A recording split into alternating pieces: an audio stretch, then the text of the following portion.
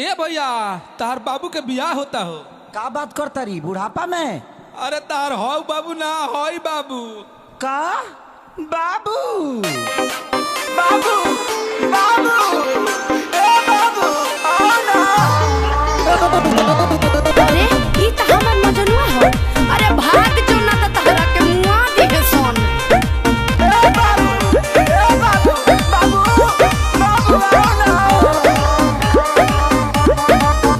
हाँ बहुते प्यारी करी ले जानू देख ल सीना फाड़ के अबू ना तो मर जाइब दो तहवे चियार के। बाबू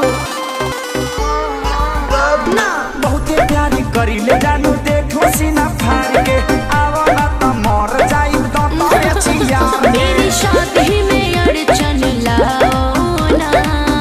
बाबू बाबू अरे का हो? भाई जी थोड़ा धीरे मारिए ना, अभी ताजा ताजा वैक्सीन लिए हैं, बहुत घाव लग रहा है।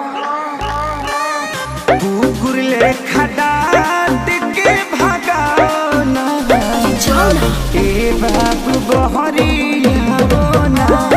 अरे जाओ ना। ए बाबू बहरिया बोना। अरे साफे थुथुर हवा का। अरे जाना। अरे सब मार के मुआ दी है। अरे काहे नहीं खो समझत। अरे जाना।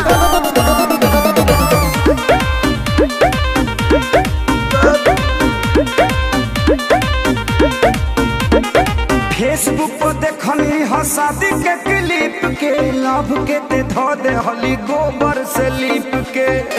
बाबू अरे हदे पिटौल बड़ा यार। भाग भाग भाग ना त भाई हमर धाके लती ये दिए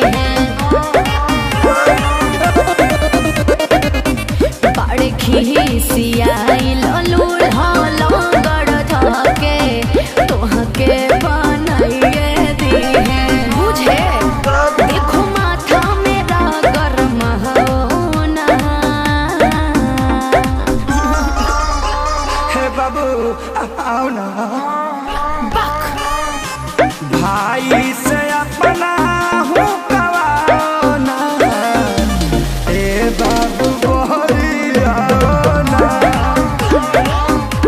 ए बाबू बहरिया ना। देखा साफा समझाओ तो नहीं अब की बार हाथ गोड़ कपार सब टूट जाए। अरे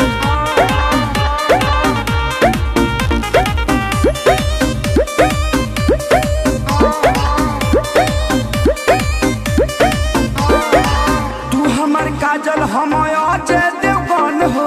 बानर सा दुल्हा कैसे कहलू पसन हो। हमरे दूरी बन के मारत रस बाबू।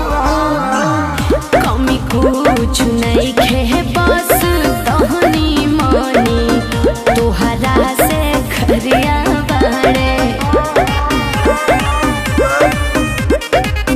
बड़े बेरोजगार ना विवेक सुना दुल्हा नो करिया बड़े। अब समझ में आई रखे सारे विशाल घर जाओ ना। अरे जाओ। आओ ना आओ ना। ए बाबू आओ ना। भाई से अपना हूँ कवाओ ना। जाना। ए बाबू बहरिया ना। ए बाबू बहरिया ना। बाबू बाबू आओ ना। जाओ ना। आओ ना जाओ ना। आओ ना। अरे मर जाइबे रे मजनुआ। भाग जो। ए पंकज जी गड़िया लेके आई ना।